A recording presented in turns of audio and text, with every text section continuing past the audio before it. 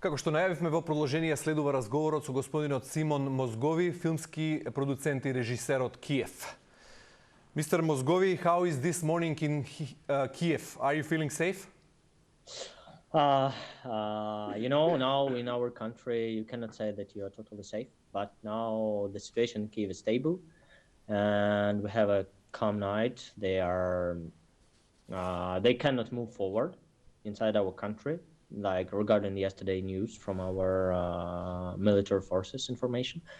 So yeah, we keep going, doing our best. Where are you now during this interview? Are you at home or you are hiding somewhere? No, I'm in my office in Kiev. I will not say you where am I, just in case. Yeah, I'm in office, working. Okay. Where do you find the shelter when the alert is on, when the alarm is on? Like after 1 week of all these things, we have a safe spot nearby in the office, so we are cool. Let me say like that. Okay. We are not panicking. We are now know what is like when the jet comes. We know when the artillery attacks. We know. So depends on the situation. Depends what is coming to us. We are making the decision. Are we hiding somewhere here in the building, or we go to the shelter? Okay, it sounds pretty normal, according that I hear until now. But how do you supply for food? Are the shops and the pharmacies open, or? Yeah, the shop and pharmacy is still open. So there is in Kiev, the situation is under control of our government. So, but there is a huge lines in the shops. So you need to be smart. You need to go in the morning. Yeah, there's lack of medicines in the medicine shops, unfortunately, but the volunteers are doing their best to help the people who cannot go to these shops, cannot go and find the medicine. So there's a huge volunteering network now working in Kiev. So they are trying to help everybody who needs help. Okay, you said that you have a lack of medicine. What about the food? Do you have sufficient supplies for life? Yes, we have. There is a food. You can go to the shop. You can buy what you need, like fresh bread. Now there is some cafeteria open, but there is still a problem because there is lots of people. Lots of people are struggling, and there is lack for all these people. So that is a war, So I cannot say that we are totally in panic. We're not in panic. We are trying to be calm, trying to be fundamental in our decisions and what we are doing. But still, we are under occupation. Our enemy trying to make the circle and make close Kiev, but they cannot do it. So that is the situation. We have heard that the heating is devastated. Having in mind that it's still winter, how do you manage to warm yourself, the office, your home? Is there enough electricity and fuel? Yes, regarding the fuel, it's question. So there is some humanitarian cars who brings fuel to Kiev, but still there is lacks of not everybody can get some fuel. The situation with electricity and heating is in Kiev, it's fine. It depends from the districts, but in the main city, it's plus minus okay. So yeah, that's how it is. And what about the prices of the products? Are they increasing or on the same level like before? The prices are plus minus the same, but we have a problem now with the level of like US dollar and euro. Yeah, and I think in a week there will be a changing process, unfortunately. Yeah, so we are trying to prepare ourselves for this. Unfortunately, so what do we need? It's that the international community give our government macro financial economy support to make the hryvnia stable. For that. That is the main issue, I think, regarding the possibility of local citizens to buy some food and etc. And you obviously have internet now, and it's pretty stable.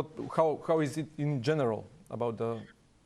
Yeah, in Kiev it's stable, but there is some cities which was occupied. There is a nightmare and humanitarian catastrophe in it, and there is out of electricity, out of heating, out of everything. Like on the north part of Kiev, like Kiev district, yeah, there are several cities which was occupied, where massive fights are taking place, and there is a nightmare there, unfortunately, and Russian doing the hardest crimes that can be helped. Yeah, they're killing civilians.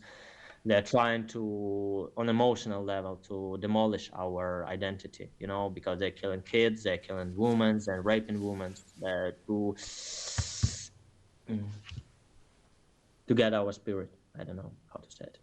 Unfortunately. So our military forces are trying to get this territory back, trying to fight the Green Corridor, but unfortunately cannot believe in Russians. That all they are saying is bullshit. So all the corridors, like the situation in Mariupol, they said that they make a corridor for civilians, but then they started to bombing this corridor to kill more innocent victims, unfortunately. That's the situation we're living. Yeah, we also hear and see what is happening in other cities, and you have our supports here from Macedonia. But please tell us something more about Kiev. Do you have curfews there in Kiev, and what times in the day they are? Yeah, the curfew of Kiev starts, I think, at 7 p.m. and finishes at 7 a.m. Yeah, during the curfew, you cannot leave the house, and at least if you have a special permission to move in on the streets. Yeah, now the situation is controlled. Some, some spies are trying to get to Kiev, but our military forces are killing them and trying to find them, recognize them, and demolish them. Are you hearing shootings and explosions all the time, or there is a quiet period in the day? And is there army on the streets all day long? Yeah, army. We have a territorial defense battalions. Lots of people go to this volunteer military forces. We have lots of people who go there, men's, women's. We're listening to the explosions. We're listening to the jet attacks. They are destroying our cities. Unfortunately, the main scene that we need, it's closed in our sky, because they are doing the same strategies they are making in Syria, with Aleppo. What's the same strategies they do in Chechnya, in Grozny in 90s. Yeah, they are working on the same categories and trying to destroy our cities, totally demolish them. That is the problem. Your president, Zelensky, as you as well, said that Russia is doing military crimes.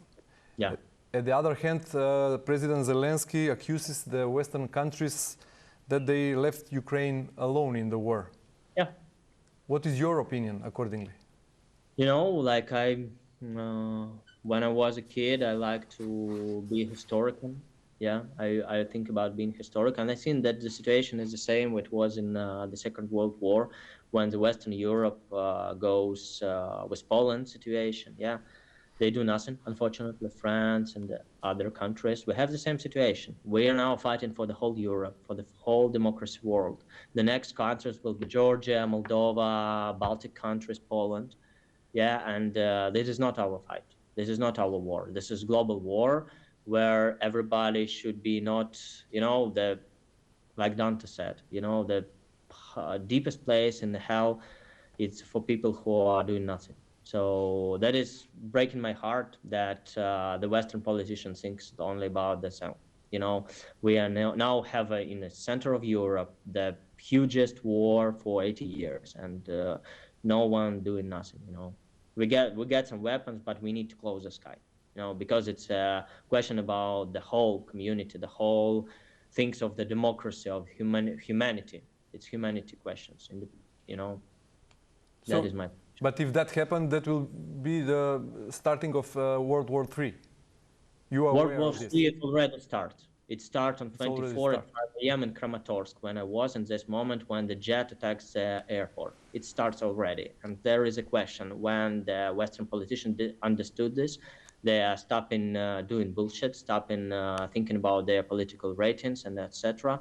And what will be in the next elections, and do what should be done. You know, our president, I didn't vote for him, but he is doing his best. You know, all our country is united right now. Yeah, we're trying to help whatever we can, how we can, to stop this aggression. That's what should the Western world do.